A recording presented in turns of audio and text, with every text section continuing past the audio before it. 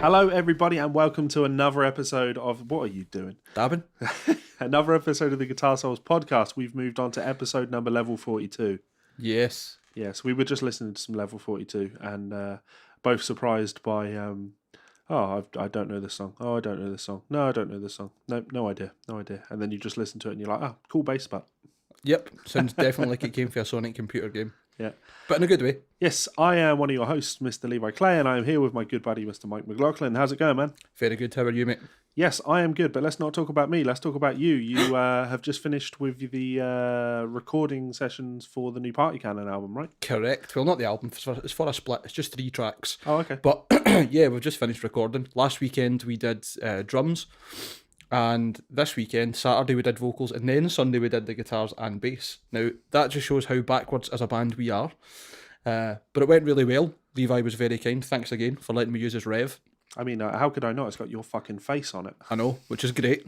It was great when I had it in the studio and I was taking it in and people are going, what's that in the front? And I'm like, that's my face and that's the owner of the amp's face.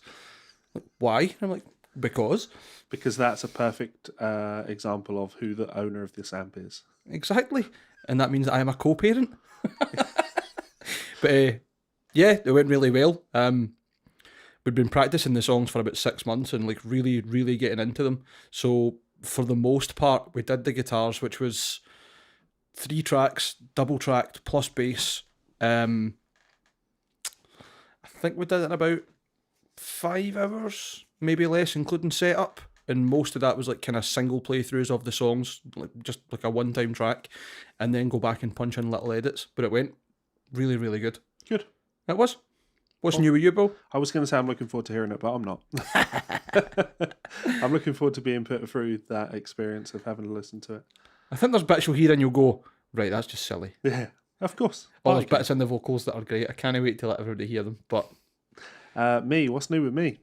Jesus. Nothing's changed, mate. Absolutely nothing's changed. Just needing to do more work in that studio. Got to tank it. Mm-hmm. Got to deal with all the clear out the insides, grind down the walls, tanking slurry all over them. So much time, so much effort. Am I disillusioned? Yes, absolutely. Will I give up? No. I'll just slow right down. Fortunately, I've got help. I've got man help. Yep. Is Tom coming? Nope. No? Nope. Marcus's dad. Nice. Yes. Who's now my dad. Because I'm part of the Meekin clan now. So I messaged his mum and I was like, am I officially part of the Meekin clan now? And she's like, of course. And I was like, awesome, because I need some DIY help from dad. And then within 5 minutes he called me and was like, right, what are we doing? On the cadge. I love it. Yeah, that's what you need, isn't it? Aside from that, this ties in really nicely with the last episode. Uh-huh.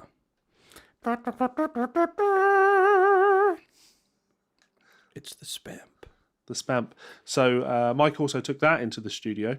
Didn't even use the rev. Didn't, yeah. Craig didn't use an amp. We just used this straight into the desk. No impulse responses, nothing. That was it. Just the Spamp, yeah. I've not plugged it in yet. I'll get around to it. It's one of those things, like I want to make a really nice video for it, but I can't make really nice videos in this room. You know what I mean? So, yeah, I'll probably just have to do like a budget looking video on it, but you know, it's what it is. But yeah, the Spamp has a belt clip on it because of course it does, and a little battery compartment in the bottom. Fried, grilled and chilled. Phones, line in, spice heat. Looking forward to giving it a go, but obviously not looking forward to it enough to actually give it a go. I know. I took it to the studio with us and we never got a chance to plug it in. But did everyone laugh at it? Absolutely. That's all that matters, right? This is just a £30 joke. So, yeah. Anyway, on to the more official stuff. Of course, this podcast is brought to you by Ormsby Guitars. Mm-hmm. You have one over there. Do you just want to pick that up? Yes, indeed. I mean, I'm still waiting on mine. I've seen the painted version of mine. See this? See this? You can go and buy one of these. See my one? Can't go and buy one of my one. You can't go and buy one of these unless you buy one for someone who already bought one, because this is run 4. Oh, okay. Uh-huh. But Andy Torrance literally just bought a 6-string green Moore Edition Goliath on Reverb. Yeah. Lucky bastard. Sweet. So Ormsby Guitars, based out of Australia, make some cool and interesting instruments. I really like the Goliaths. I do really like the Goliaths. I had originally ordered a Hype machine, but I decided Goliath because I do like headless guitars, especially when I'm sat at my desk working for 8 hours solid, transcribing shit. It's nice to have something lightweight, and that guitar is obscenely lightweight, like obscenely lightweight. Yeah, they're on run 10 at the moment, right? We talked about this last time, and I challenged people to go and look at those damn Red Dead finishes and not buy one. But yeah, go and check them out. We do appreciate their support, and I'm a big fan of the multi-scale thing for tuning a bit lower. Mike the Lunatic does tune lower, but he just has a 6-string. Like, yeah. Cool. Essentially, it's a 7-string tuning. Yeah. But on a 6, B, A, D, F sharp, B. I took that to the studio. I did that for all 6, the 3 tracks, double tracked. And I'm not kidding, I tuned it once and it was perfect in tune for the full time. Great. Yeah, cool. Beastin'. So thanks very much for the support, Perry and the guys over at Ormsby. Go and check them out. Follow them on Instagram. They have actually got me a little bit more interested in Instagram, because I know that whenever I log on to Instagram, there's probably going to be a picture of a cool guitar that I like. And that actually encourages me to go on Instagram a little bit more. I'm talking like an old person here, like you dabbing, like what the hell is that? I actually this morning, like if I could find my phone, I've left it somewhere, as I always do. But this morning I was having to research the floss. Right. Because I understand what it is, but I didn't understand where it came from and why people think it's cool or funny. This is just reminding me as if like you and I are Jack and Victor from Still Game. Do you like the PlayStation? I like the PlayStation. Have you heard the new rap music? I've heard it. And I like it. Yeah. For anyone out of the loop, if you have Netflix, I don't know if I probably won't be on American Netflix, but yeah, Still Game, classic Scottish comedy. Two middle-aged men dressed up as old-age pensioners. Based in an imaginary place in Glasgow. Yeah, and it's Scottish through and through, isn't it? But I came to love it, and it came to make me love the place I live, which is cool. Anyway, so we are going to start out today by talking about a crowdfund, because why not, right? We have talked about Casey Roberts and the Live Revolution several times on the show. We have done. I was in the gym last night pumping out Parkdale Funk, because that album just gets me buzzing. Yeah, and then I realised there's an energy to it, isn't there? There's a vibe. Yeah. It's 2013, that album, though. So, mate, time. Just constantly marching forward, right? Yeah, so Casey Roberts and the Live Revolution, for those unfamiliar, Casey Roberts, one of my favourite artists, and certainly one of the best unknown names out there. And shouldn't be unknown, because I'm constantly plugging him. Like, go and listen to Parkdale Funk; it's incredible. Go and listen to Live from the North. I think the last album was called. As a killer, they filmed most of it live in studio. And there's an absolutely killer live video for Tribe Beneath the Storm, which is awesome. But yeah, great. Casey Roberts is an incredible singer, an incredible songwriter, an incredible guitar player, and he has a big classic funk lineup band that are awesome. So we're going to watch this music video and then we'll talk a little bit about it. Let's do it. My name's Casey Roberts, and I play in the funk band Casey Roberts and the Live Revolution. We're a 7-piece funk band from Toronto, Canada. We've been working at this thing for a long time. We've managed to tour all around Ontario extensively. We made it to the west coast of Canada, the west coast of the US. And everywhere we go, we like to leave the dance floors packed, and we like to make sure people feel good, they feel inspired, and that our music does something.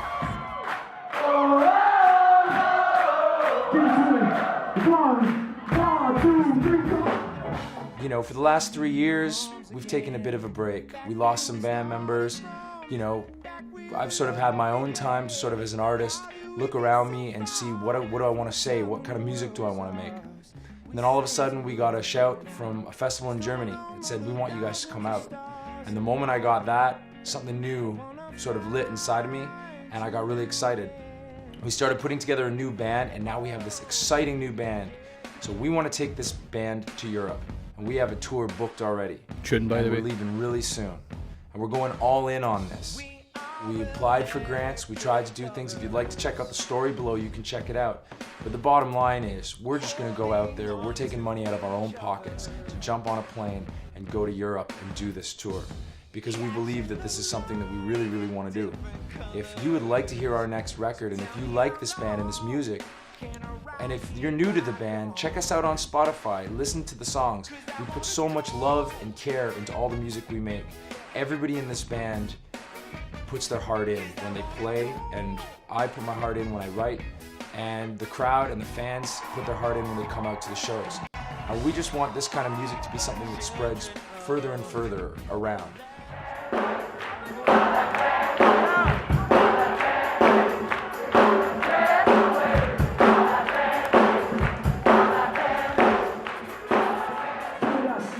So we need some help. What we need is, we need you to pre-buy our record. We need you to check out our packages. We want you to take a look at what we have to offer. We have things like our new record as a digital download. We have vinyl available. We're gonna have a really cool album experience book, because when I was a kid growing up, I always used to love the idea of pulling out the liner notes and looking at photos of the band, reading the lyrics, good old looking days. at the artwork while I would listen to the days. record, because it created a kind of experience. The good old days. So we want to do that in a new way and have a book that goes along with the record. So there's all kinds of great opportunities for you to like experience the band and our music and our new art if you want to check out the packages. We are going out there and we are going to represent Canada to the best of our ability. We're going to play our asses off, and we're hoping this is the beginning of many trips across the sea to Europe and many other countries and many other continents. This is a first big step for us. So we'd love it if you would jump behind us on this and help us to make the kind of music that hopefully you love and we love to make. We really appreciate you guys. You've been there for us before, and we're asking you to come out one more time, and we promise we're gonna make the craziest record we've ever made. So thanks so much.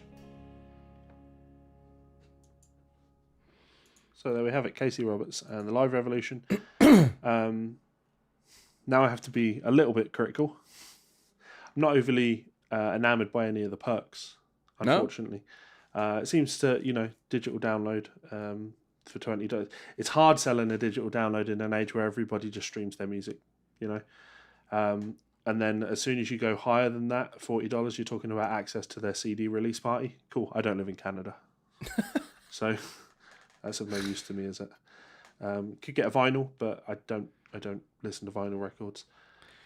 So what you're saying is, these perks, because they don't suit you, you're not big on them. When I say they don't suit me, I don't think they're going to suit a lot of people. So I'm just saying that when you go and check this out, you are essentially probably only going to want to give them $20 for a digital download, name in the back, a list, and a personal thank you video. But that's still a good thing to do, and I'll absolutely. But I wish I could read through this and there was a better tier for me. I'd be happy to give them a bit more money because I got so much enjoyment out of their music over the years. I will be reaching out to Casey Roberts over the next week or so to hopefully line up a video interview type thing for the channel, because let's do it. Yeah, why not? He's a top guy, and I really enjoy his music. And I want him to succeed. So I'm sending this out to you guys, saying please go and check it out. Even if you don't back them, just check out their music on Spotify. As he says, if you find something that you like and enjoy, and this is a lost art in music today, right? If you find something that you like and enjoy, tell a friend. Yep. I didn't find this band myself, right? A friend sent me a message and said, "Hey, have you heard these guys?" And I was like, "No, let me check them out." And I can imagine within about 10 seconds you'll be like, exactly. I was like, they're amazing, fantastic, absolutely love it. And to be fair, I had the same reaction when you let me hear it. That's how music spreads. Right? We have to listen to each other, listen to people you trust. If you trust anything that I say, you will enjoy Casey Roberts and the Live Revolution. If you trust anything I say, you'll listen to the new Party Cannon stuff. If you trust anything I say, you should also listen to the new Party Cannon stuff. It will be an experience, something akin to waterboarding. But definitely go and experience Party Cannon live. That is an experience, I can tell you that. That's Guantanamo Bay. See what happened there? So Levi's having problems with his mouse at the moment. a couple of technical hiccups where he will click once and it will click twice, and at that point things disappear or open that shouldn't be there. Yeah. And pain in the ass. Because it'll be while you're moving your mouse. So you'll click once and then the mouse keeps moving in it. Yeah, so I tried to click that and it clicked across. He's ruined the sensor in it for just clicking so vigorously on eBay trying to buy TTM guitars. I've even taken the mouse apart, as you can see, and cleaned all the sensors inside, and that didn't work. No, that wasn't. No, the actual sensor will be like the button. Yeah. Anyway, so so you posted this. I did in our group. I will allow you to tell me why. Basically, just because, as we'd spoken before, remember we were looking at the new BC Rich series. I don't remember what they were called. It wasn't Slayer. It was Pass. I don't remember exactly the title. Anyway, it looked as if BC Rich had quite an injection of new spirit, but keeping the same style and definitely boosting that, like how it used to be when you'd see something for the NJ series, you'd be like, oh, that is definitely a metal guitar and there's something cool about it. And where other brands have maybe taken over now, which is, say, Ibanez and Schecter with the like kind of over-the-top finishes and cool hardware options, it would appear that BC Rich are striking back. So having a look, even just at this very small montage of random kind of guitars from the most recent lineup that's due to come out, you've got, I think it's called the Assassin, it's the kind of super strat shape on the top left, and then the Warlock next to that, and the two of them have got that kind of blood red quilted top, which is pretty pimping to be fair. The left guitar, the Assassin's an 8-string, kind of going down the Schecter route with the over-the-top mother of pearl, but it still suits the guitar because of the finish, and two big soap bar humbuckers and what looks like a Floyd Rose. But then more interestingly, on the right-hand side, you've got some Fishman fluencies in there, which would be very good for death metal stuff, and a little hint of the through neck at the very bottom of the guitar, the same as the back of the V. I mean, that looks beautiful with that 5-piece just running through. It looks like 5-piece might be more. You've then got the It's Not Broke So Don't Fix It stealth with it's the ABR1 bridge, I think it's called. I'm something so like impressed that. with your knowledge on all of this stuff. Well, I used to own a Chuck Schuldiner stealth, and I fucking loved it. The only thing that put me off it was the fact that it had a baseball bat neck. Right. And I mean, like, thicker than your Telecaster, the Paisley one. Like, essentially, they'd taken a 2x4 and rounded the edges. And it was so neck heavy because of it, but it was a cool as fuck guitar. Now, this is just that guitar without an X2N in the bridge and with a neck pickup. Sure. So I'm totally in, being a Death fanboy. The back of that V looks incredible, the satin on it. And then the very bottom right picture, which might not even be for one of their models, but the fact that's been highlighted in this montage points at they're going to get some Evertune bridges in them. I like that BC Rich are starting to fight back. Yes. Because for too long, they've been known for their shit cheap models. Yes. And made out to be some laughable brand. They're not. They certainly weren't up until maybe, I don't know, early to mid-2000s. Yes. And things kind of went downhill. They were always known for incredible instruments. And it's nice to see them getting back towards that. Yeah. I mean, I don't know how familiar any of you are with the Neil Moser, who used to be the master builder for BC Rich, has his own brand now called Moser. Okay. He has some weird shaped guitars. He's got one called a Bastard V. Look up the Moser Bastard V. For anyone who's watching, you'll get a kick out of how BC Rich this is, and you'll go, okay, definitely the guy that we thought it was. But these are the most... you've seen one of I've these. seen this. I know a guy who owns one. Go on yourself, Paul. But these are very, very interesting. Now, the actual, they're like a factory run of them. The handmade ones are kind of flame tops and stuff as well. But you can't deny that he obviously worked for BC Rich. Look at it. Every part of that is a BC Rich guitar, at least in spirit. It's absolutely fucking battered too. I mean, it's got so many sharp edges. If it was in perfect condition, it would not have been played. Yeah. It's just simple as that. Anyway, I'm excited to see what BC Rich are going to do because, in my opinion, when you see brands who have a loyal following do something different, but in a good way, it makes everybody else step up a bit. For example, Schecter have been pushing the boat out because Ibanez started doing like more funky finishes because they've saw that Mayonnaise have been doing it, and there's other brands out there that are really pushing the envelope, and they're like, cool, how do we get our space into that? And then it's just constant innovation. Everyone's trying to one up each other, and it can only be better. It's important for competition is good for the consumer. Absolutely.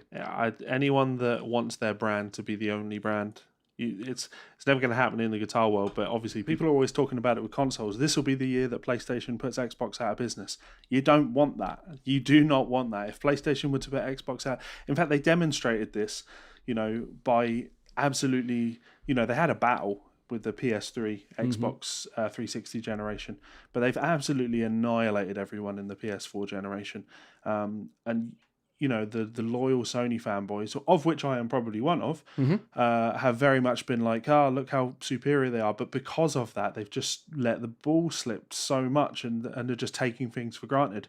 If there was only one console brand, game prices would go through the fucking roof. And quality would be able to drop on absolutely everything, because what are you going to do? You're right. No one would be pushing for, let's get 4K onto consoles, let's get HDR, let's have VR, like all the stuff that you've got on your PlayStation that you bought into because cool, great, it's an innovation. Yeah. Nobody's pushing for it. Yeah. We need that in the guitar scene. There has to be that degree of competition. There has to be people pushing each other to make cool things. Would you like me to segue that into a guitar company for you? Oh, go for it. So, probably worth talking about TTM, isn't it? Who? That slanderous piece of shit, Lance Benedict. Mm-hmm. Yeah, the one that's... Oh, the one you're extorting. Tried to label me an extortionist. Worth pointing out, isn't it, that there was definitely a point where he said, we will be revealing more information on this cretin soon. Well, that was fucking weeks ago, mate, and you've not so much as mentioned that again, have you? See, I can't believe you extorted him one guitar that you never got and some money in return for him not having his brand destroyed when he wanted the benefit of the doubt. When you say it like that, you say it like that, that does make it sound like extortion. That wasn't the case. I know it wasn't. I'm being sarcastic. I should be clear, like that. You literally had a conversation with him, and he offered you that. That's not extortion. Yes, he offered me to review a guitar. Did he not give you 3 months and you says, I'll give you 6? Yes. Was that not right? Yes. He wanted me to review a guitar, and just like, shock fucking horror, just like if you want Ola England to review one of your guitars, or Ola England to review one of your amps, right? Or Guitar Interactive magazine to review one of your amps, or whatever, you pay for that. Simple as that. Like, that's how that works. I'm not interested in just creating spending hours of my time just creating content for your brand. I'm sure if you want to use my time and experience and expertise, that costs money. That's fair. Yeah. I was just going to say, I'm sure when Lance pretends he's building guitars, he's not charging people for the time and the labour that goes into building those guitars. I'm sure that's not taken into consideration. You know? So obviously the reason he was so up in arms when we posted, I keep saying we, no, like you. Like me and Andrew. It's not me and Andrew at all. Like, I don't know Andrew. I've never met Andrew. We're not friends on Facebook or anything like that. I just follow the stuff that he's reporting. Like, we're not in cahoots in any way, shape or form. Sometimes he'll send me a message and say, have you seen the latest story? And I'll go, cool, I'll go check it out type thing. You know what I mean? Anyway, so Andrew had reported that in the saga of TTM bullshit, where Lance has been illegally selling franchises in California and Washington State, Andrew had reached out to Washington State government agencies to point this out to them, and then those people have been like, right, cool, we're absolutely on this because this isn't legal. We are going to contact Mr. Benedict and see what the hell is going on here. Mm-hmm. So he's got government agencies after him. He responded to those government agencies and said, I'm no longer selling franchises and I will be dissolving TTM guitars as of the 1st of August. So Andrew reported on this, not speculating this was what was going to happen, but actually showing the public record, because you're dealing with a government agency, so any correspondence between them becomes part of the public record. You can access it for a fee type thing, you know? You can ask for copies of it. It's like looking someone up in a Charter's house, is it? In Britain? Yeah, absolutely. Yeah, so Andrew got these emails and is demonstrating to people, look, so guys, you know how Lance Benedict is telling you how big and successful he is. Well, he did something bad, and his way of dealing with that is dissolving his company. And so Lance decides to attack Andrew and attack me, and say, these guys are talking absolute rubbish. No, because today Andrew reports Yesterday. Yes. But today we report on Andrew's yesterday reporting. The Lance Benedict files dissolution with the state, and more agencies are investigating TTM guitars. So he is currently being investigated by the US Postal Inspection Service, California Franchise Tax Board. That's really, really fucking serious. The US Postal Inspection Service may as well be the FBI for wire fraud. Absolutely. Carry guns, can serve writs, can fucking carry out warrants. Like, serious shit. The funny thing is he was sending his guitars by United States Postal Service, right? Mm-hmm. And then suddenly, as soon as Andrew had evidence that he was being investigated by US Postal Inspection Service, suddenly all of the guitars were getting shipped by FedEx. It doesn't work like that. You can't, if it's a crime in one place, it's a crime in another place. It doesn't matter who's shipping or not shipping something. Like, if the US Postal Inspection Service can get you for your behaviour, they're not going to go, well, we can't touch you because actually this was carried out by FedEx. There's no FedEx Postal Inspection Service with guns, The United States Postal Inspection Service. It's for everyone. Yeah. The California Franchise Tax Board, obviously Washington State are investigating him as well. I think that the severity of it comes down to the fact that the word fraud almost falls into every single thing that he's been investigated for. Yes. That to me shows how serious these agencies are taking it. Yes. Not these private companies, these agencies, these government agencies are taking it. Yeah, and he's he has tried to backpedal and say to Washington State, oh no, they're not franchises, they're dealers. They're actually dealers. It's a network of dealers. Changing the wording on your website doesn't change that you have committed a fucking crime. Yeah. Yeah. And it'll be a federal crime? What, come under a felony then? Yeah, well, yeah. And more importantly, right, dealers don't pay you for the right to sell your product. Dealers purchase product from you and sell the product. That's, as far as I'm concerned, as far as I understand, that's the difference between a franchise and a dealership, right? When you are a franchise of a company, you have purchased the right to trade using that company's brand. I think it's under a licensing deal because you'll then have to follow obviously whatever their basic rules are. Their model is. Yeah, Subway. like a pyramid scheme of guitar selling. Well, I don't know if a franchise is a pyramid scheme, but I know what you're saying. In this particular instance, this is a pyramid because that's the model, right? I don't even think I would say it was a pyramid scheme. It's more like just a one man gets money, other people get shit all. No, one man at the top, Lance, gets money, and then you have people underneath him that buy franchises. But they don't get any money from it. But their model is his model. Their model is to then find more artists. Find more artists. So that's right, endorsees. Yeah, and then eventually turn those artists into people that go, well, why don't you buy a franchise? That's how this will probably go. But the point I don't think it's going to get that far. Yeah, it's not going to get that far because you've got fucking idiots like Jason McCulloch, who is owner of one of the franchises, and John Hussey, who's another owner of a franchise. John Hussey, I might point out that 2 days after signing with TTM,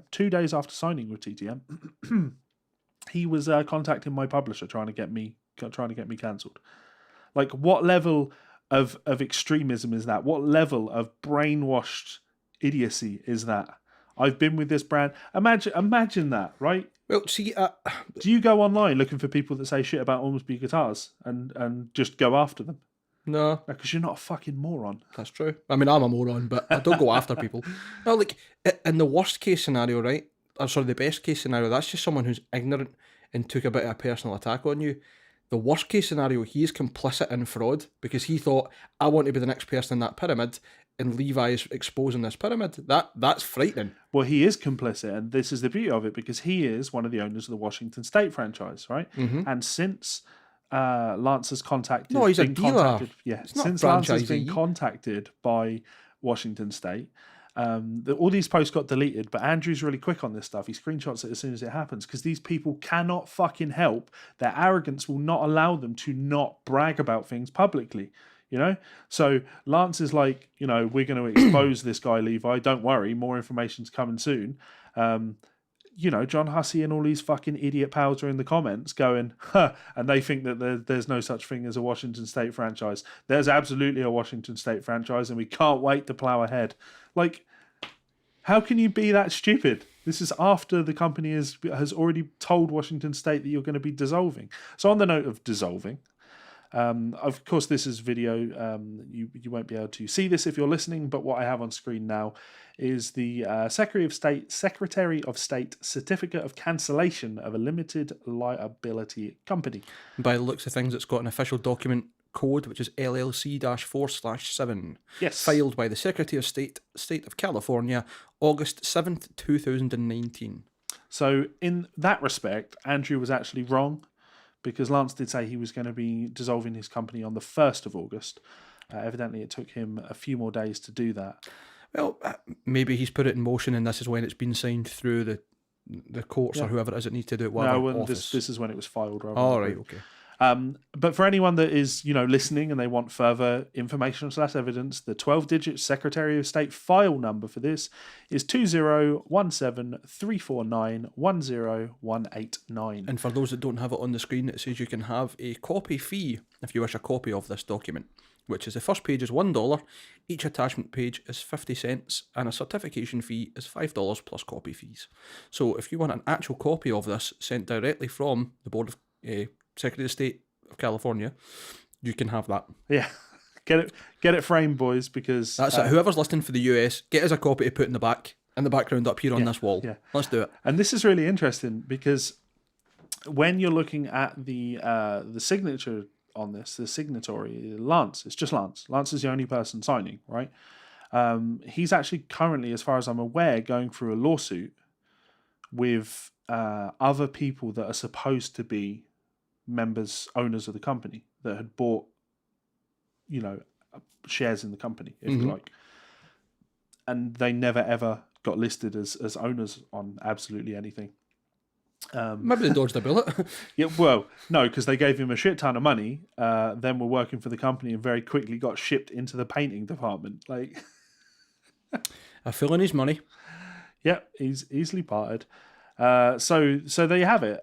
As reported, absolutely accurate, Lance Benedict has dissolved TTM Guitars. It'd be even more accurate to say as evidenced. Yeah. So it's not just a report. This would mean end of the story, right? No. That's it. He's gone. No. Of course he's not gone. No. Because he'll just form another LLC under a different name. It'll be TTM Guitars USA LLC, right? And that's fine. If you want to skirt around all the paperwork, the legal side of this, by all means, Lance, keep going. You're already being investigated by multiple government agencies, right? Good luck to you. It won't pan out well. This isn't a plea to you because you're a moron. Like, and I wish nothing but the worst for you because you're a slimy motherfucker. But this plea goes out to every single person that has dealt with this man or is currently dealing with this man.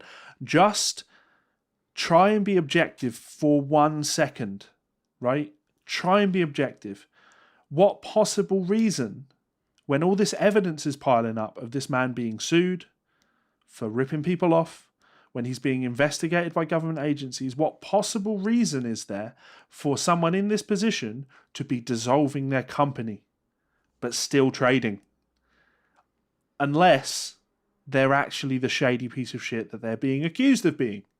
You know what I mean? Like, the shady piece of shit that has already been evidenced as being the shady piece of shit from 10 years ago when he was doing the exact same business model and had to dissolve it. Claiming guitars were built in the USA and importing them from China. That same shit. Which he's doing again. So we'll bring this up. He has a new website. That's nice. It's good that he's got a... I can't believe that Don Dawkins is playing that guitar, by the way, just to totally go aside. Look at the state of that, man. Yeah. Look at that.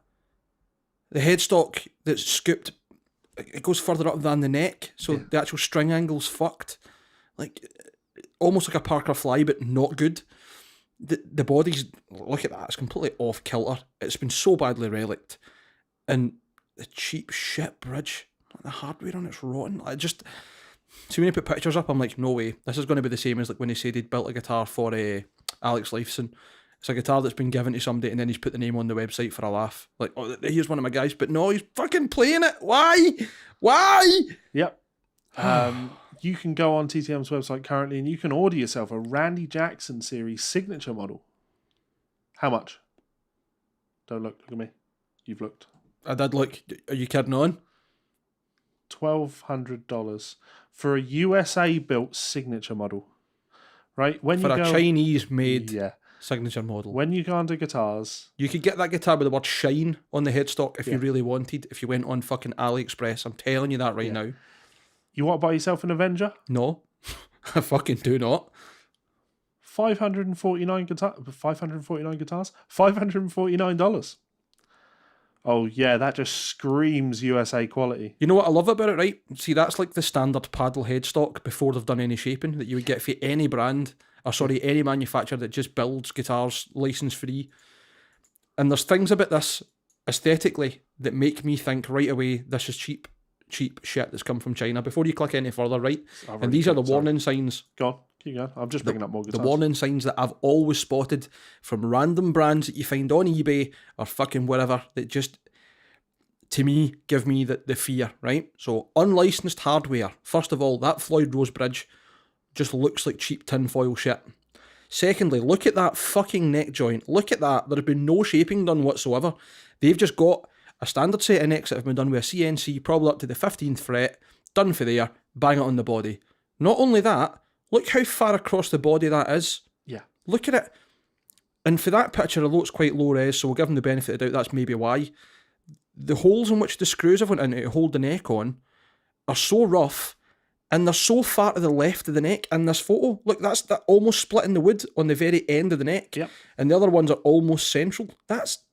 That back left one at the very top, that physically cannot be in the neck unless it's split the corner of it. Yeah. Unless the heel for this guitar is longer than the kind of one you get in a PRS. It's fucking frightening, right? And then you look at the front of the guitar, if we can go to that. And these are just things that have kept me right. I'm not saying these are facts, but they certainly work for me. The pickups look like cheap plastic, like cheap shit matte plastic. That's something I've noticed on a lot of cheap import Chinese guitars. Black hardware that just looks like it's been the cheapest plastic they can find to make the bobbins. And it's worth pointing out that in the investigations that Andrew has done, he has, reports from people that have worked in the shop that while they were building bodies in the USA, all of the hardware from these guitars was coming from bags and bags and fucking bags from 2009. Yep. All the old Chinese stock that they just had and needed to get rid of. Yep. This one doesn't look too bad in the photos. It's quite flattering on the pickups. But see if you go back to the last model we looked at, the white, was it the Avenger? Yeah. There needs to be aborted. More accurate. Avenger, aye. Ugh. Look at the pickups, right? On a close-up, see that shit matte plastic? That is usually a dead giveaway that you are using cheap shit pickups. Yeah. That's just, I might be wrong. It's maybe just my opinion. But any guitar that I have went to buy or bought or owned, even just the way that even just the way the serial number is, this is what you see on a Korean import. This looks Korean import to me. I wouldn't even say Korea. Yeah. There's good guitars come for there. That's fucking AliExpress cheapest shit knockoff you can find. I mean, okay, hang on. No strap button. What are we doing here? I just want to side-by-side these. Mm-hmm.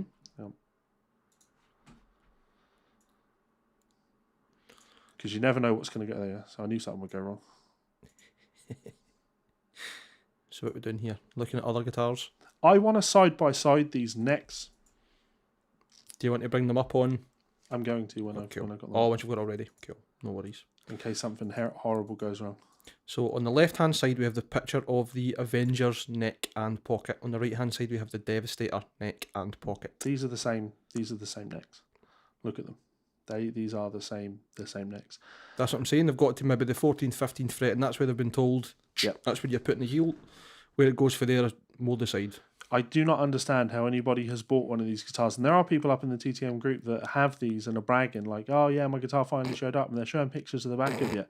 And you're just looking at it and you're like, are you insane? Like, are you actually insane? Is there something wrong with your... Well, yeah, there is. And I want to kind of get more evidence of this, not regarding TTM, but just in general. You'll find a lot of this, right? Scammers can be so successful because what they tend to do, you know, like when they scam old ladies for money, right? They can do it and do it and do it because there's that gambler's fallacy from the person that's being scammed. But then when the realization comes that they've been scammed, there's too much shame to go public with it. There's too much shame to tell people about it. So they just keep it to themselves and they take the loss. The very term con man comes from confidence man, Yes. which is the idea that you are selling someone on something that isn't actually right. Yes. That to me is a perfect way of explaining the people who own the TTM guitars. They have full confidence with nothing to back it up. If you own one of these, just take a second and look at this and ask yourself, is this neck pocket something that's been designed? Aye. Is that innovation or accidental? Yeah. Because if these guitars have been designed, right, that every single aspect of this will be there for a reason. There will be a reason that this is the way it is. I think, sorry, just to interrupt, right? Yeah. See, even to prove my point on it, right? Look at that neck joint, neck pocket, and the fact there's the cutout there, right? So they've went to the whole hassle of giving you ergonomics so your hand sits better in the lower frets. Yeah. But then your thumb's going to be jagged right out the way by the fact the heel starts at fret 14. Yeah. And nothing comfortable. That's exactly it. Like when you look at this, there's no innovation here because this looks like an old like Strat type thing, whereas Offset this is Kramer. obviously this is taking on board a lot of the more modern like Ibanez innovations. Right, yep. Cool. RG Super Strat. So when you look at the neck joint on this is old. You look at the neck joint on this, the AANJ, right, the All Access neck joint. That's exactly what it's meant to be. Yeah, right, cool. So moving from this guitar to this guitar, this All Access neck joint is supposed to be there for a reason. It's supposed to give you more, right? All access. So how can you, again, it's not, we know this. If you own one of these, why are you looking at this and not saying to yourself, hang on a minute, so it has this feature here that hasn't been implemented in any way, shape or form because none of the neck fits it. Like go and look at in fact, let me bring up an Ibanez All Access neck joint. It's astounding what's going on at the moment. And for those that are in too deep, I feel sorry for you, but I also think you've probably been given more than enough warnings. Like, so you go back, on that page, there was a yellow RG, it was a perfect shot of the neck joint. It might even have been that, or the Gambale one. There was a top down and isometric as well, which is much better because you could see it laying out. I'll come back to it. But look, here's your Ibanez All Access neck joint. Look at this joint. I mean, you still can't look at that and say it's perfect, because there is a little bit of flatness here where it's not. But it's never going to affect your thumb, so it doesn't matter. You're not going to notice it. But look at this. Look at this. The actual back of the body's contoured as well. Yeah. So it's a nice flow. There's no sharp edges hitting your hand. Let's just pull up the image that you... The orange one there. This one? Just comparing the line-up of the neck on both sides. I can't actually get in closer than that. This isn't even an Ibanez. This is a Bertram. Oh, okay, maybe it is. It's listed on Bertram. I don't like that image, to be honest, because I can't see enough of the neck. That's fair enough. My point just being, you can see enough of it to see where it bolts on, how the bolts are offset, and the fact that the neck is dead set in the middle. Yes. That RG670. Perfect. It's been fit to the neck to fit the guitar. It's, if you can eventually find the picture, there we go. Look at the difference. Lined up to match the neck and the heel, perfect. Imagine if the neck was flat up to this point. I mean, probably even further up the top horn, if you look at it. Yeah. But you're right, it's staggering. When you look through these images and you look at an Ibanez all access neck joint, like, just look at it. Like, these things are worlds apart. Never going to find it now, am I? These things are worlds apart, right? And this is ancient in terms of design. 80s maybe? How could you not copy this and get this out? It'd be definitely be later than that. So the RG550 had the... That's right, the flat. Yeah. Still had the plate on it, that's right. And that was 87. So let's say 90s then. Yeah, but still, like you said, with like 90s, like, yeah, exactly. Like that was recent. Like it's not. I'm 30 and I was born in 1988. Like that was a long time ago, the 90s. So absolutely shocking. Do you want to spend a wee bit laughing at the guitars on the website, or do you want to segue on? Oh, I definitely want to just spend another minute just laughing at the guitars on the website because I did a little bit of looking last night. Oh, right? yes. And it's less laughing about the guitars, though it is worth pointing out, you know, anyone that has the time and wants to go and have a word with Gibson.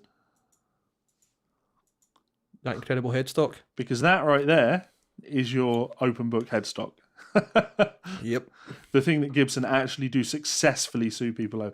How does anyone look at this and think that this is anything other than cheap? You know what's actually an even better example of how fucking cheap this is? Look at the quality of the photographs. Could you imagine? Can you actually imagine? Look at the paint round the neck of that. Yeah. Look at that. It's all warped and fucking everywhere. Could you imagine going on like ESP's website looking at their new guitars and it's just like look at that taken with someone's phone? At the bottom of the neck, like that. Oh my god!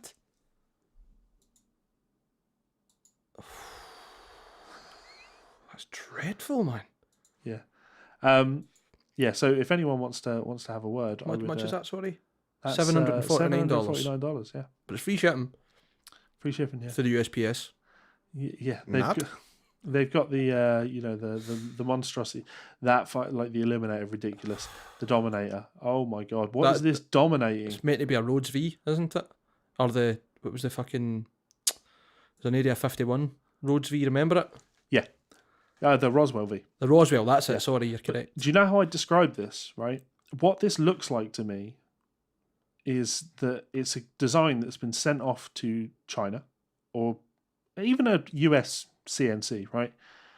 But it's been drawn by hand. None of it looks straight. Like this guitar looks like you're supposed to take the bridge, the pickups, the neck, and if you shifted everything up by just a few millimeters, then it would be correct. But as it currently sits, it's not. It's incorrect. I think that's done. Look at that headstock. I think it's done on purpose though, to avoid Jackson saying, "Wait a minute, that's the Roswell V. What are you doing? Go back to that fucking shot of the headstock and the top of the neck. Like the paint blending its way towards the fucking nut. Look at that." So, do you want one of these? Because it's $449 with free shipping. For a USA built guitar, right? A bargain if you ask me. This is where it comes down to it. If you come down here and you go under Origin, you can either have the Super Shop built in the USA, which adds $1,200 to it, which is still way too fucking cheap for a hand-built USA instrument. Way too cheap for a hand-built USA instrument. Or you can have what they call DDIA, designed, developed, inspected in America. Why are you not putting the country of origin there? Why would you avoid that? It seems relevant. Because it's fucking made in China. He's going back... Sorry, I should say.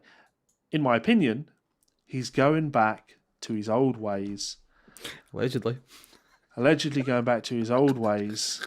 What a fucking fanny. And yeah, it's not just him. It's John Hussey. It's Jason McCulloch. It's the idiots that have bought into this scam and just cannot see through it. Put your pride aside for a wee bit and realise how much you've enabled a man to deceive the public and yourselves and try and do the right thing and help people out. I don't like talking shit about people's guitar playing when they're genuinely just not very good, right? So I'm not going to bring up any clips. But you can go in that TTM artists group, and all of these guys that's guitars are showing up. They're like, "Oh, my guitar's just showing up. Here's a little jam of me playing on it." Mate, these are bad guitar players. In a like, you're a guitar teacher and you teach someone that's been playing for like a year and that sort of sound, right? And there's nothing wrong with that. There's nothing wrong with that because we all, like, I used to sound like that. Yeah. There was a time long ago where you sounded like that, right? Quite a few times, even when I'm playing these days, I probably sound like that. But at no point when I sounded like that did I go, you know what, I'm ready for an endorsement. At no point when I played and sounded, if someone offered me an endorsement and I sounded like that, I would have the fucking the critical common rationale. Sense. Yeah, let's go with that. The critical rationale to look at this situation and go, really? This company thinks that I can sell them product? You are the customer. You are the product. Idiots. Cool. So that was a fun run. I enjoyed that. That was good. Get out your system a wee bit. Yeah, I need to do a video on it later. So yeah, let's talk about just putting the kindling in there before the fire starts. Yeah. Seeing as we did something that was on All That Shreds with the TTM stuff, let's just take a quick look at this other story from All That Shreds. 25% of CDs fulfilled by Amazon are counterfeit, major labels say. It's a big claim, right? By the way, it might be right. It's funny you say that. I saw a similar conversation in a death metal merchandise collectors group, and they were talking about a lot of the CDs that were being fulfilled by Amazon are essentially just copies in blank, flat jewel cases. Really? Yeah, and because they're fulfilling it through Amazon themselves, they're doing all the printing and stuff, they don't put the proper art and stuff in it. So you end up with what is a counterfeit, but fulfilled by Amazon. Okay. But it can be sold as what it is, like, plus the actual, somebody's went to effort to try and copy it, counterfeits. Mm. So maybe it's more widespread than people have realised, and people have just kind of taken it as I got this CD and either getting a refund or accepting they've got the music and not caring. Yeah. Let's see what Andrew's reported, so I can get my head around this, because again I didn't want to read this before. The Recording Industry Association of America, which represents major labels Sony Music, Universal Music, Warner Music, has made a stunning discovery. Per the RIAA's findings, 25% of CDs fulfilled by Amazon are knockoffs. Alarmingly, 25% of purchased CDs that are fulfilled by Amazon were counterfeit, the group flatly relayed. Amazon's Fulfilled program allows third-party sellers to reach Amazon customers, with Amazon handling the shipping chores with fulfillment by Amazon. You store your product in Amazon's fulfillment centers. Correct. We pick up, pack, ship, and provide customer service for these products, Amazon explains on its website. So Fulfilled by Amazon can help you scale your business and reach more customers. What I would say is this is probably the only way you can use the Fulfilled program without being fucked over by Amazon. Have you ever seen the Amazon Basics line of stuff? No. Amazon Basics is where basically they've taken products that people have sold through them on the Amazon Fulfilled program, and essentially went, cool, we're going to reverse engineer this and sell our exact version and undercut them. And it could be something as silly as a USB cable. It could be anything they can reproduce and sell cheaper, they will do. And that's where Amazon Basics came from. Right. Heard of a lot of people who have even like innovations with a patent pen or whatever. Amazon will find a way around that and do their bidding. Yeah. Anyway, sorry. Well, I can give you more information on that, actually, because when I was working at Lick Library, they were on the sort of Fulfilled by Amazon thing before it was called Fulfilled by Amazon. They absolutely stocked Lick Library DVDs and sold them. Take a fucking fortune off the price, though. It was still viable business, okay. But it got to the point where Lick Library had to take all of their stock back from the Amazon warehouses, because Amazon had decided that they were now going to be charging storage fees for stock. Yeah. Like fucking hell. It's not paying you for you to sell the shit and to keep a hold of it, which is your terms. It's a really weird one, because as I've not spoke to you about this, but as you know, like I went down to Settlers, my local game shop, the other day to help out because it had been vandalised twice in one day. That's some bad crack. Twice in one day. Nice quality, same kids both times. Spray painted it, and then after that got cleaned off. 10 minutes later, they came and did it again. Police Scotland Well done. Yeah. And I feel like it happened on a Sunday, and Chaz called 101 after the first one, and no one showed up.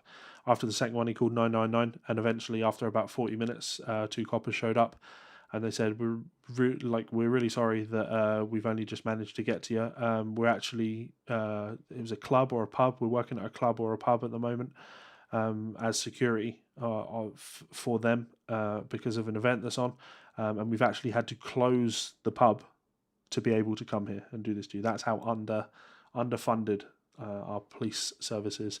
Well, that's South Lanarkshire, so It still comes under Police Scotland, but I mean, no one's denying that in the UK the police services are absolutely understaffed and underfunded. I think a part of that's probably to do with the actual the police attitudes as well, though. A good friend of yours, Mannion, came off his motorbike the other day. Right, okay. On a roundabout, fell, slid, was sitting at the side of the road after pulling his bike off the road, trying to kind of catch his breath and stuff. And everyone who witnessed it, including the police, just drove past. The police drove past slowly, gave him a thumbs up out the window, and drove away. That's the scene of an accident. Yeah. What the fuck? Yeah. Just because you've seen that he's got up off his bike doesn't mean he's okay. There's stories of people who have come off their motorbike and had a sore neck for a few days, went to the doctor and realised they've got a broken neck. Yeah. All sorts of compound fucking issues, internal bleeding, etc. There could be a criminal reason that he'd fallen off the bike, right? It could have been his own criminal act. They could have checked him and found that he was under the influence. Mm-hmm. The bike could have been unsafe for roads. Yeah, or he could have been driving and someone in the bushes could have thrown a fucking stick at his wheels. Like, you know what I mean? Like, it's worth taking 5 minutes to investigate. Yes. Anyway, we're off ranting about the fucking police. Yeah, well, the reason I brought this up is because it does tie back to Amazon. So Shaz did the owner of the shop did a long sort of Facebook live video explaining everything that happened, and it became a bit of a political rant where he was ranting about the police and how underfunded the police were, and how he's fucking tired of it, and like how in the last 5 years he's literally 500 calls the shop has had to make to the police because of the amount of shit that the shop gets. Anyway, during this run, at several points he bitches about Amazon, like constantly. He has a real hatred for Amazon, but I kind of understand it. I understand it now because I'm seeing the effects of it. People buy everything from Amazon, and Amazon don't pay any tax, so all of the money just sort of gets soaked up by Amazon when you spend it. And you can make the argument, but the staff are getting paid and the staff pay taxes. Yeah. The staff get paid shit. Yeah. And ruined, run into the ground. Yeah. And also, that same argument, cool, buy from a local shop, the staff there are getting paid and taxes being paid on the things that you're purchasing. It's... I can't get on board with it because I know a losing battle when I see one. It's like how I use Spotify now. Mm-hmm. Even though I hate it. Like, I would love to live in a world where I didn't shop on Amazon. That'd be wonderful and ideal. But you know what's going to happen? What, where I'm going to not shop on Amazon? No, where you are. Yeah, of course. Because there's going to come a time where there's nowhere else that you can shop. Amazon will fulfill every purchase on this planet at some point. They are just growing at that rate. And governments need to step in and not stop them, but, make sure that they're paying their fair share. But they'll be paying their fair share of backhanders to people who are involved in obviously creating that those rules and those laws. Yeah, vote those people out. As if the voting system in the UK is good. Behave yourself. Yeah, I know. One of the most developed and backwards ass countries in the fucking world. Yeah, one of consistently fucking receding. One of only two. I don't know if you know this. You obviously saw when you came over for the podcast last time. You saw that I was watching the Atheist Experience, which I watch every week, and Talk Even and shows like that. Because I find that side of things very interesting, and it's pointed out on that show. No, it's not necessarily on that show, but being in that community, you hear this.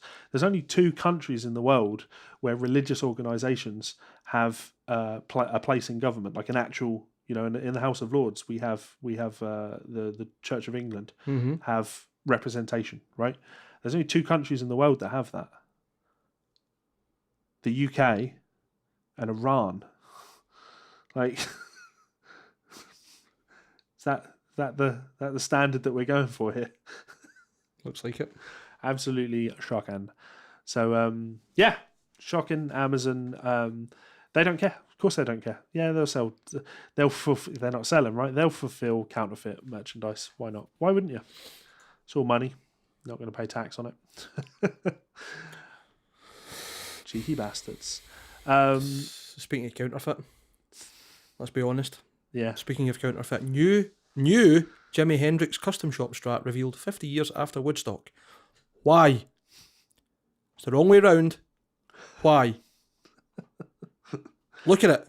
Yeah. It's the wrong way round. Why? Fender Custom Shop has announced a 2019 Jimi Hendrix Stratocaster limited edition model to mark the 50th anniversary of his legendary performance at Woodstock.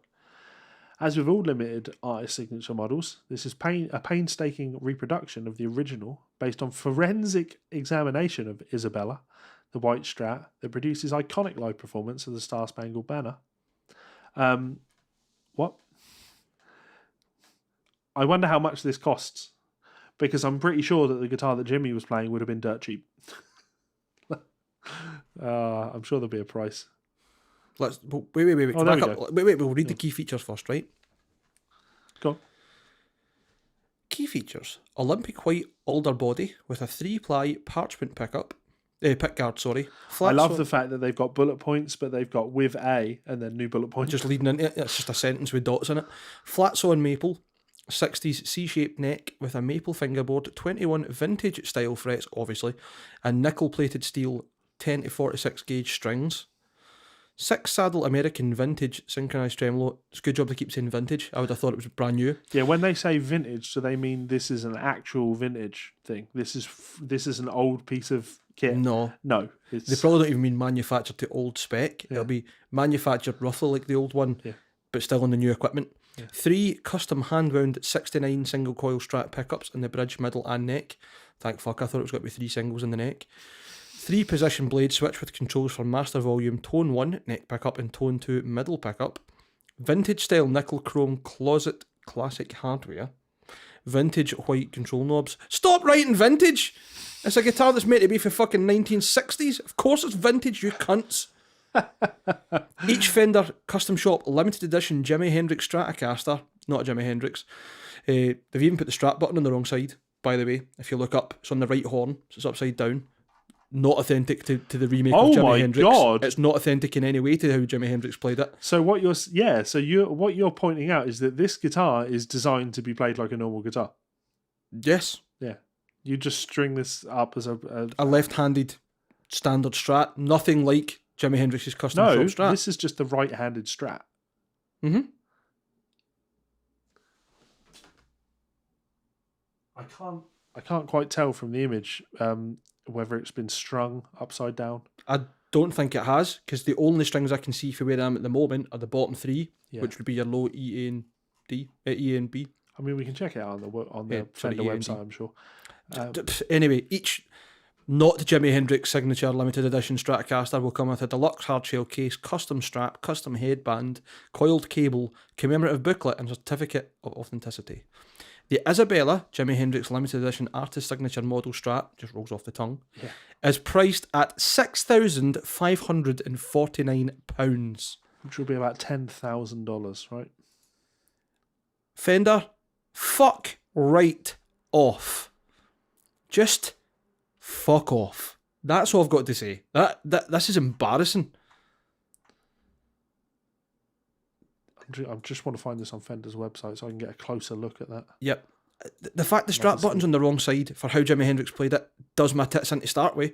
If it was forensically rebuilt to be exactly like how he played it, you would have the Strat button hole in the normal horn and a Strat button in the bottom horn where he wore it. Why are you doing this?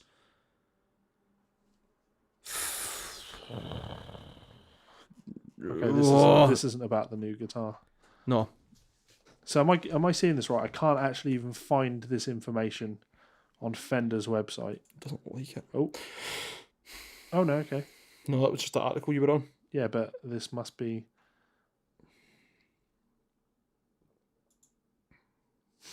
But okay, here we go. There we go. Right, yep, Strat button the wrong way around. Strings the wrong way around. Yeah, so this is just a right-handed Strat. This is just a regular Stratocaster. Yep.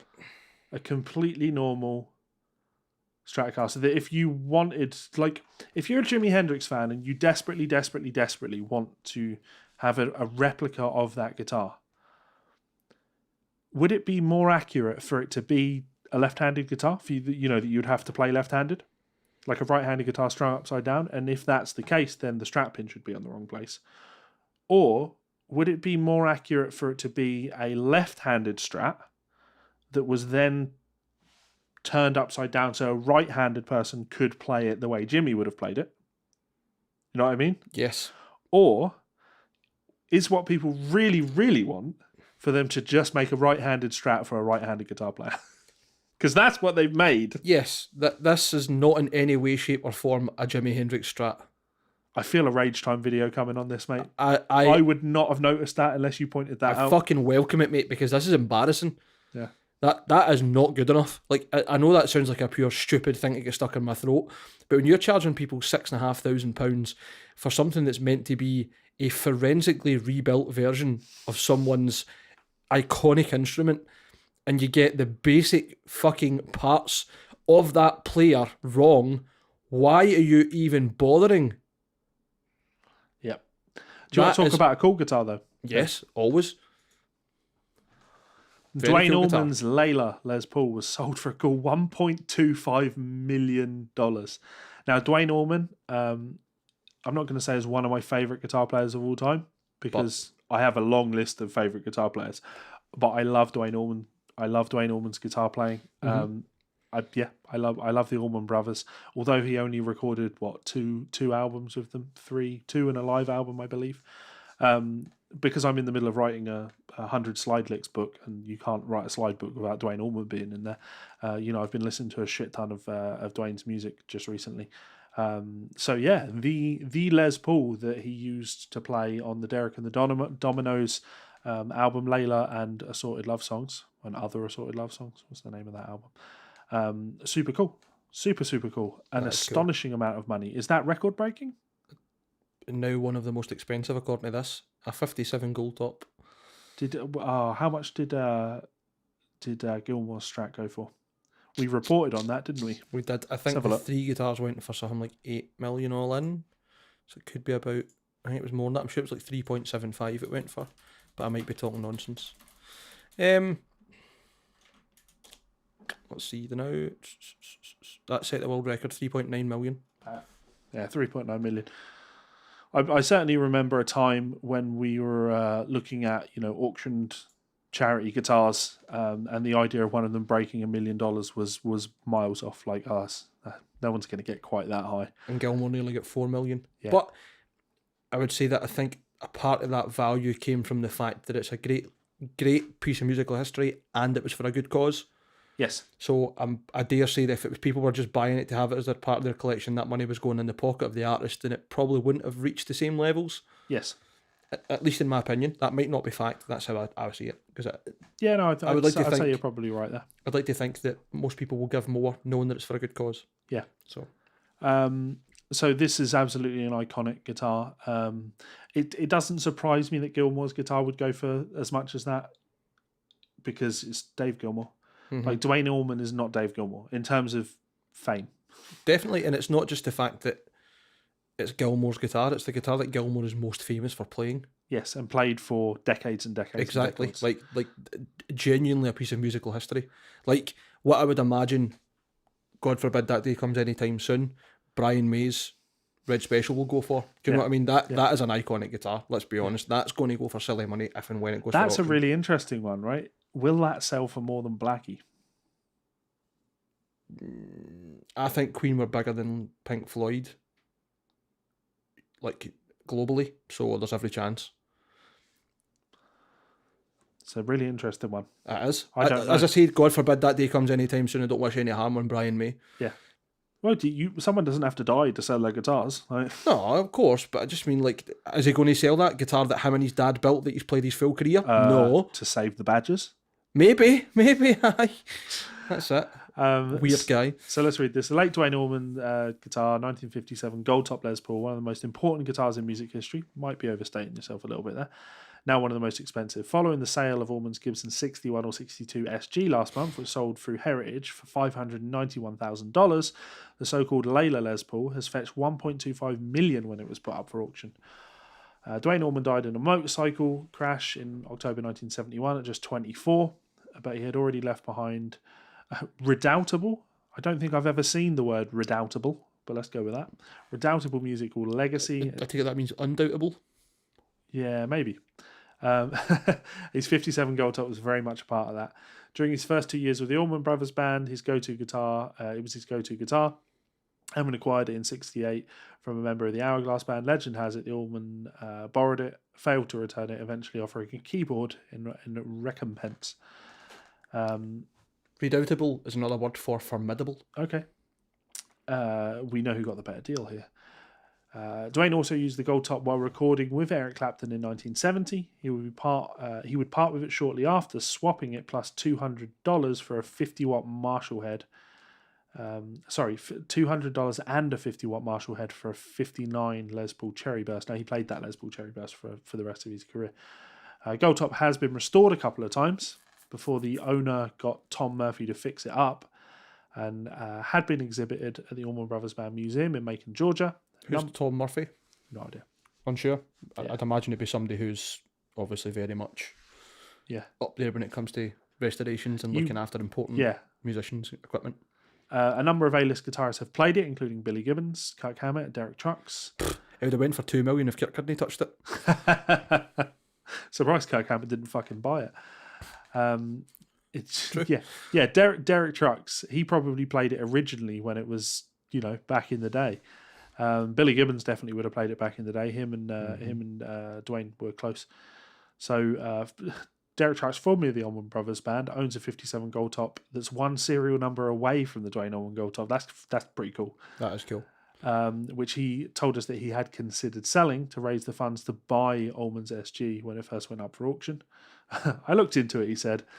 What if I sell that, my car, and a few things? How close will that get me? That's not going to get you close enough. So cool. Just to be honest, it's just I saw this and it pleased me just because I've been listening to a lot of Allman Brothers just recently, and it reminds me to go and tell people to go and check out lots of Allman Brothers and Duane Allman's playing, because I dig Duane Allman's playing. The Midnight Rider. We think of the Allman Brothers. When I say Allman Brothers Band, do any songs, anything pop into your mind? To me, yeah. If I'm not mistaken, the Top Gear theme. Yeah, that's what I was expecting to say. Jessica.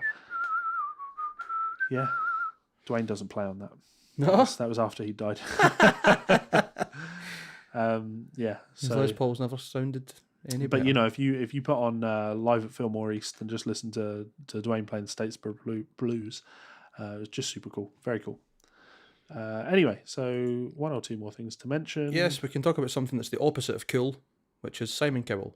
Yeah, well, and this is even worse. Going back to, this is the thing that will get the video copyright strike, right? This double clicking thing is driving me insane. Yep, I just watched you click every time to try and put it back, and it kept autoplaying. That was really frustrating. So this was posted on Slipknot's official YouTube channel.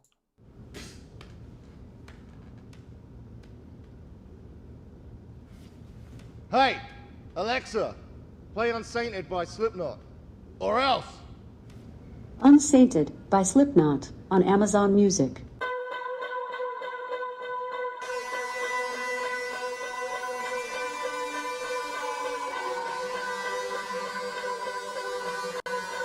That's the extent of it.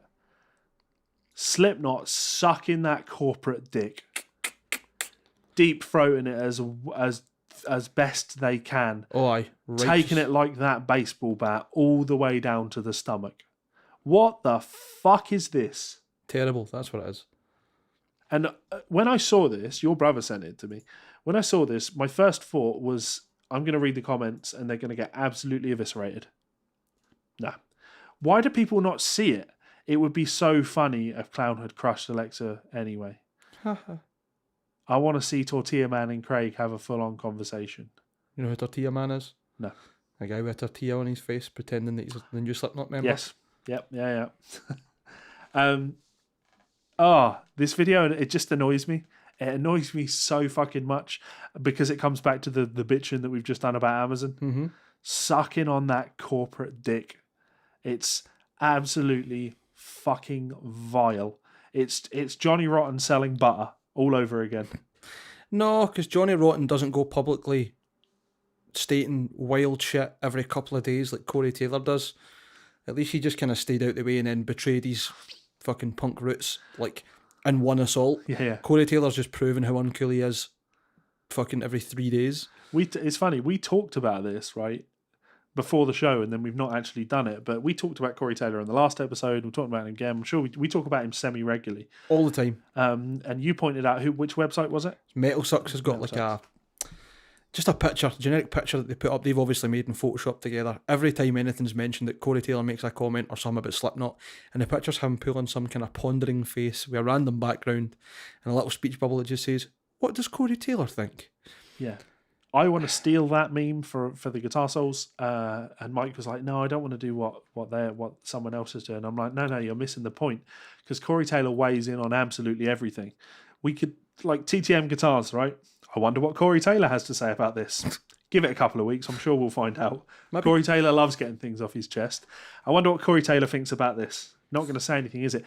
Ironic that, because I'm sure he's been bitching about streaming services just recently, hasn't he? I bite my tongue. Yeah. They would have been well paid for this video, though, right? I don't even know if this is actual members of Slipknot. No, they sounded fucking Australian. They did sound Australian. Hey Alexa, you fucking can't. Play some fucking Slipknot. Well, Didn't sound anything like that, but yeah. I don't know what Slipknot have done vis-a-vis their masks for the new album. I listened to the new album. It's not good. no. Did you hear that even that Solway Firth, the first single that came off it? I heard about 20 seconds in and I was like, turn this off. Oh, Untainted. I think the song's called Solway Firth. That's the one I've heard anyway. Oh, okay. No, the song that they started playing in this is Terrible. Alexa, Fucking play terrible. We Are Not Your Kind. That's literally not even what they say in the video. They say play Unsainted by Slipknot. Disgusting. Anyway, I asked this. I talk about the masks and changes in look, because it looks like the gentleman on the right is clown because he's got the clown mask, but the gentleman in the middle looks like clown in terms of his build and the back of his head. Mm-hmm. So yeah, who knows? I don't think for a second that this is actual members of Slipknot, though. Of course, I could actually be very, very wrong. Because that's the beauty of wearing masks, right? You don't need to sell your soul in videos like this. You just have the brand do it instead of you actually having to show up and do it. Anyway, we bring this up because this was featured in the Sun newspaper. Someone posted this, and I just laughed my ass off. Not my thing yet. So this was written by Simon Cowell. You know, Simon Cowell of X Factor. What does he do? American Idol? No. I don't know, but he owns a lot of trademarks to music, and that's why anytime you've got a Christmas #1 that's on the X Factor, Yeah, and the original single, is because he's making money off both. yes. Yeah, I know he does lots of talent show things in the US as well as just over here. American Idol, I think he did do at one point, but Yeah. X Factor's his big one here. So, reading this for people that can't see it, not my thing yet. You all know I'm a pop guy. I mean, I've made millions from One Direction, Little Mix, Ollie Murs, and so on. So I wasn't impressed. Ed Sheeran, one of my faves, but not a money spinner for moi, annoyingly, has been knocked off the #1 album spot by some weirdo masked group called Slipknot. To the left. Hideous. We Are Not Your Kind is their first #1 record in 18 years. I wonder if they'll do X Factor All-Stars next year. With a snappy dance routine and a makeover, they might have a future. Do you think that's a paid advertisement for their album? No. You sure? Yeah. Slipknot aren't going to be advertising in the Sun. No, I 'cause didn't think they'd be advertising Alexa either. Yeah, true. But that's them getting paid versus them paying. True. What Who are they based? What label are they signed to? Slipknot. I mean, it was Roadrunner. Is Roadrunner even still going? No. They were I bought think out. it's Sony. Either way, like this is just If it's Sony, Simon Cowell's got ties to Sony, BMG. this is just such an annoyingly pretentious ad. You know, I've made millions and not a money spinner for moi. Yeah. You know I'm a pop guy. I love leeching off other people. Yeah. It's annoying because usually in this situation you'd be able to turn around and say, go fuck yourself. Like, this band have made so much more money than you, because they have made so much more money than just about anyone. But Simon Cowell will not be one of those people, because he has leached off the talent of so many people. It's like band managers, right? Anyway, yeah, so that annoyed me. Just a second to find this. We are not your kind. There's still Roadrunner. Yeah, but that'll be a subsidiary of. Mm-hmm. Oh well. I was just wondering if maybe it was Sony BMG, because I know that Simon Cowell, I think, has got a couple of connections there. Two last quick things, and we'll do these super quick. Pledge Music is gone. Yep. A winding up order was made against PledgeMusic.com Limited in the High Court of Justice on the 31st of July 2019. As a result of the making of the order, the official receiver becomes liquidator of the company. Any inquiries should be forwarded to londonb.or@insolvency.gov.uk, quoting reference Lima, Quebec, Delta 5671373. So anyone who is owed money by Pledge Music that might be listening, whether that's because you've made a campaign contribution or you're a band who had a pledge campaign, get on it quick, because you are going to get pennies back to the pound, if anything. And the sooner your application's in, it's generally done at an at-will basis, or a first-come, first-served basis. Yeah. Fucking disappointing. Seen it coming a mile away, sadly. Yeah, we talked about it loads and loads and loads. Just one more blow for the music industry, one more kick in the fucking stones, one more betrayal. Annoyingly, it's a kick in the stones of crowdfunding, which ties the episode off relatively well, because we opened it by talking about a crowdfunding campaign. Yeah, I'm so disillusioned by the notion of crowdfunding, not because crowdfunding inherently is bad, but because people just seem to be doing it so badly. It doesn't help any of the majority of stories you hear. As with anything, obviously you always hear the horror stories and the bad stuff. What you hear of these campaigns, not necessarily in the music industry, but Kickstarter and Indiegogo, blah, blah, blah, is like computer games that are in early development, or board games, or inventions that never come to fruition. Mm-hmm. So for there to have been a platform for music only that protected musicians and gave us a vested interest and a bit of accountability, to then be the one that's fucked us all over and disappeared with the money, is pretty heartbreaking. Yep. I'm so disillusioned with crowdfunding at the moment, actually, to be honest. I got Bloodstained Ritual of the Night, you know that game? No. Made by Koji Igarashi. He's the one of the lead designers on Castlevania, responsible for Symphony of the Night, which is like where Castlevania became, well, it changed gameplay styles, but where it became like its own genre, if you like. Mm-hmm. You got that and the Metroid games that birthed the name Metroidvania, like as a game style. So he's not been involved with Castlevania for a very long time, but he crowdfunded a game, a spiritual successor, Bloodstained Ritual of the Night. Yep. When it was announced, it was all, sprites, pixel art, etc. Obviously, that became 2.5D. Looks like garbage. But I pledged. I backed it. It was still sprites when I backed it. That was what I wanted to back. I wanted something that looked like Symphony of the Night. 16-bit. And I did it for one simple reason, right? Because I am a sucker for feeling like I'm missing out, right? FOMO gets me as well, mate. I understand it. I do not want to watch this game do well on Kickstarter, then it get released a year, 2 years later, whenever, and me buy it for retail price and miss out on all of the exclusive stuff that I could have got on Kickstarter, right? Mm-hmm. So I back it, right? Not only, once again, was the game delayed by years, not only did I not get the download link for my game until after people could just buy it, right? But all of that Kickstarter exclusive stuff, all of it, went with launch. They've launched it as a DLC pack, so anyone can have it now. Anyone can have it. And they're like, but it's okay because other people have to pay for it, and you got it as part of the Kickstarter. And I'm like, you're after missing, they got it. Yeah, well, yeah, but you're missing the point. right? If Not I knew, exclusive. if I knew that I could have just had all of this stuff in the end anyway, I wouldn't have backed it on Kickstarter. You've had my money for years based on a false pretense. Scumbags. That's some bad shit, man. That is. The last thing that I potentially would have crowdfunded wasn't necessarily a crowdfund, it was buying a game in alpha, and it was DayZ. Standalone version of DayZ was the last thing I bought where I was like, cool, I'll invest early. Well, no, there's maybe been a couple of games since then, but the last one that I thought, great, I can't wait to get something out of this. I think it's, let's say 7 years since that launched, 2012-ish, I think, and the game still isn't complete. They've said that the full version's launched. There's no vaulting animations. There are less guns in the game than there were when it launched in 2012, early access. Everything's broken.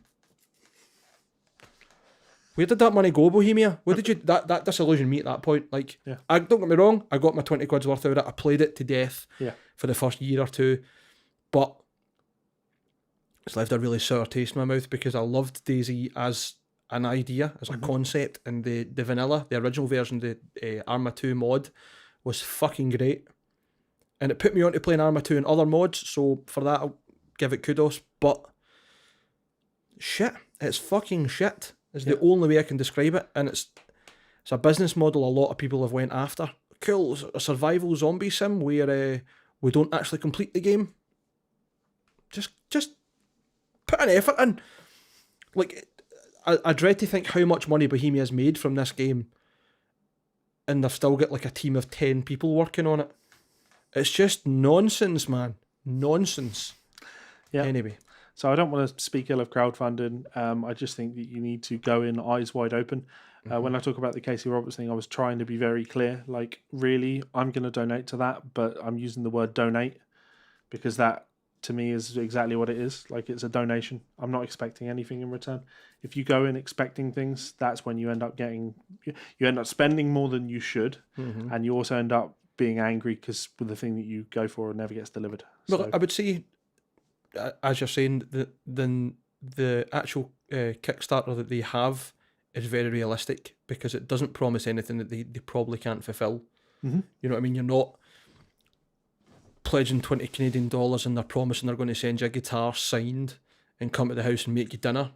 Like with some of them, you get like subscribe or pledge $100 and like all these perks that are just not feasible. At least they're realistic in what they're doing.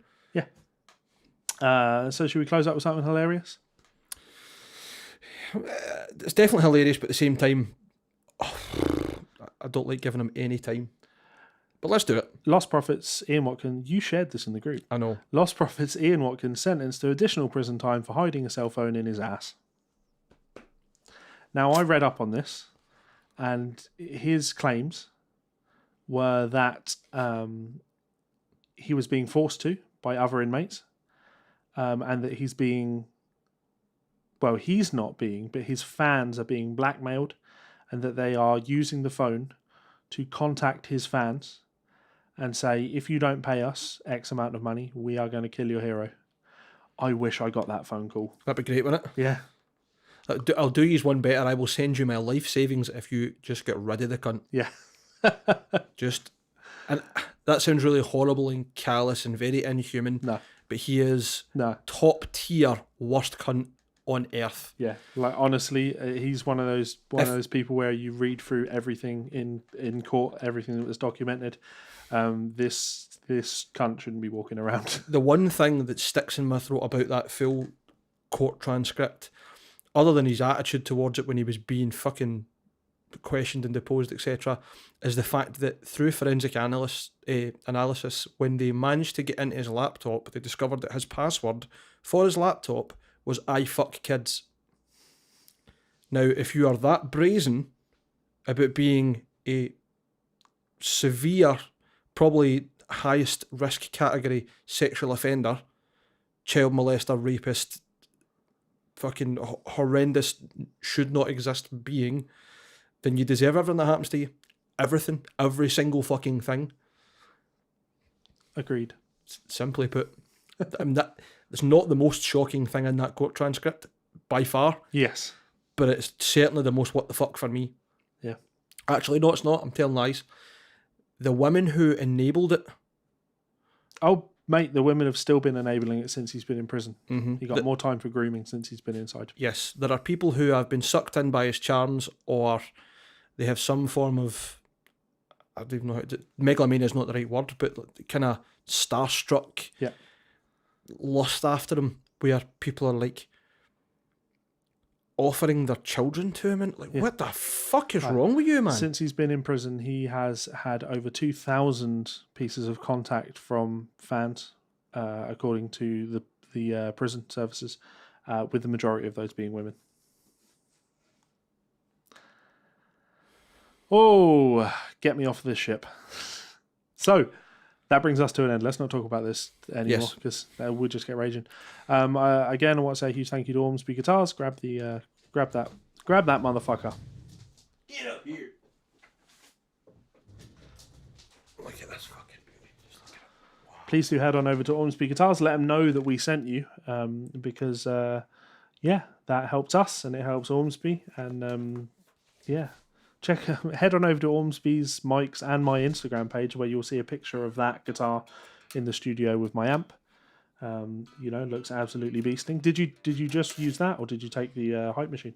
Just this. I was going to take the hype with me, but the more I sat and played this, the more I'm like, I don't need to take the hype with me.